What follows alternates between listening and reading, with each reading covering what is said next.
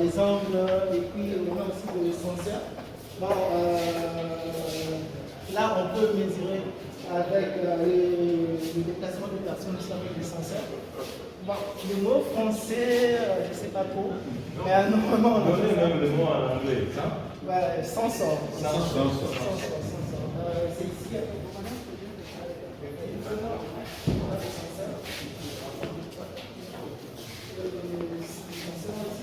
Aussi, on peut aussi voir les machines asynchrone. Les machines asynchrone et les machines d'ici. Donc ça, c'est pour une machine d'ici. Et puis ça, c'est une machine asynchrone. Donc avec ça, on peut leur montrer comment est-ce qu'on fait le test avec ces genres de machines. On peut aussi mesurer les pressions. Donc, les pressions dans les grandeurs, la température, la pression et puis aussi la force. On a aussi le balisette comme ça aussi pour montrer aux étudiants comment est-ce qu'on fait ces mesures avec des capteurs. Voilà, les sensors qui peuvent faire des capteurs. C'est généralement. Et puis on organise aussi des laboratoires virtuels. Donc on a un serveur là, on a le logiciel installé là-bas, tel que le UC Code. On voulait aussi apprendre aux étudiants comment est-ce qu'on fait des circuits électroniques avec ces capteurs-là aussi, pour voir comment est-ce que ça fonctionne. Vous voulez trouver votre nom de science.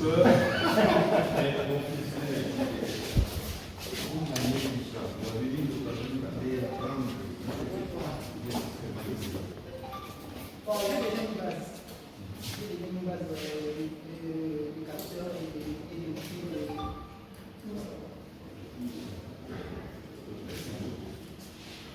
Et quand les Allemands sont venus installer ici, ils ont fait un stage de 1 mois pour apprendre facilement à manier.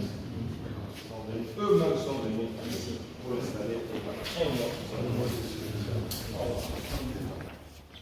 Il y a 4 ans, on est monté un laboratoire en 2017. 4 ans après, c'est ça. Tu peux utiliser ça si tu veux. Non, c'est pas fait. Les professeurs vont au Parlement. Bon, au Parlement. Les ingénieurs se forment par 2 outils, la tête et la main.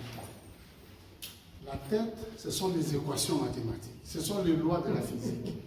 La main, c'est La Banque mondiale est venue et que les autres ne font pas. Parce que les pays en développement oublient la science. La science, c'est ça qui fait que le monde. Ce n'est pas les sciences, bon.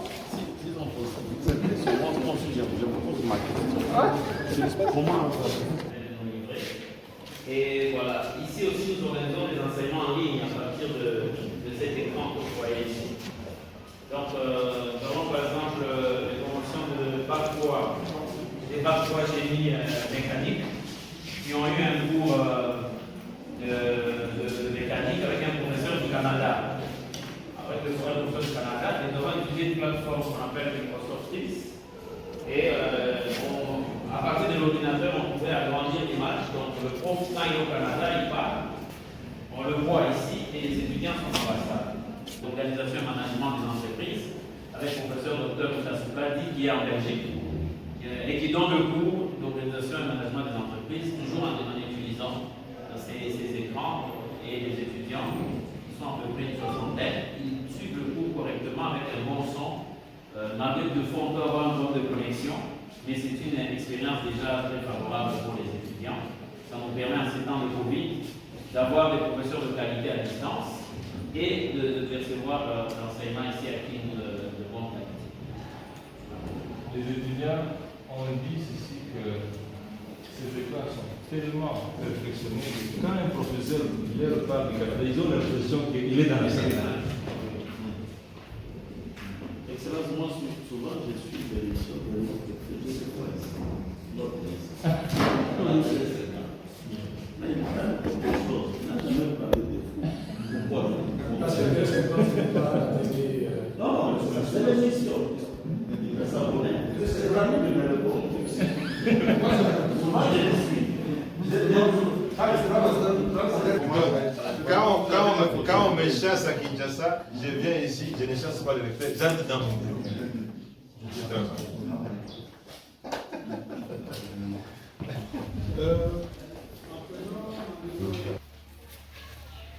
Seigneur notre Dieu, à ce moment précis, nous nous trouvons devant ces monuments, et ces lieux historiques. Nos cœurs sont très reconnaissants envers toi. C'est de toi que toutes les familles de la terre tirent leur nom et leur existence. Avant la fondation du monde, tu avais connu Papa Matata, qui a donné naissance à un fils dans la pauvreté, mais toi tu savais ce que cette famille a donné comme fils pour la nation congolaise. Et nous te sommes très très reconnaissants de voir que tu élèves qui tu veux élever, quelles que soient les conditions de sa naissance, son éducation, sa croissance. C'est ici un exemple typique. Mais nous prions aussi pour toutes les autres familles au Congo qui parfois sont découragées parce qu'ils ne peuvent pas envoyer leurs enfants à l'école. Comme tu as pourvu au père de papa Matata Mapon, pourvois aussi à leurs besoins. Comme nous venions de le dire à nos enfants qui sont en préparatoire, toi tu connais tout, nous ne connaissons rien, nous connaissons peu de choses. Suscite aussi pour l'avenir d'autres Matata Pognon, d'autres premiers ministres, des députés, des sénateurs, des pasteurs, des évêques, des pilotes, des médecins, parmi ces enfants qui étudient dans cette université. Nous devons ainsi prier au nom du Seigneur Jésus-Christ. Amen. Voilà, j'avais prié le jour où il y a eu la levée du fort.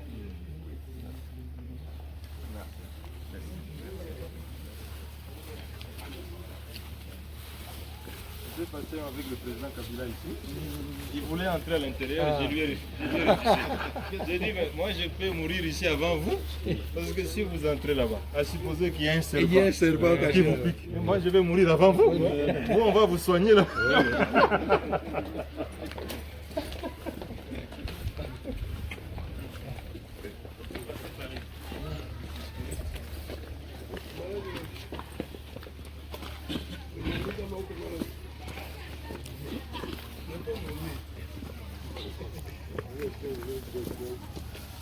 Bonjour Monsieur le maire.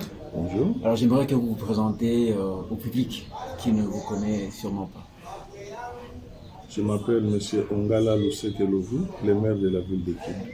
Alors, vous êtes au courant du projet PDCS qui vient en appui à l'hôpital de Bundundu.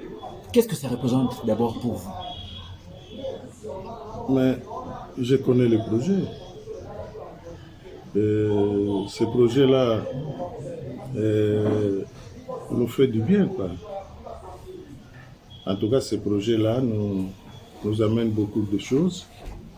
Les malades, tous les malades, ils sont satisfaits puisque nous avons des spécialistes dans tous les domaines.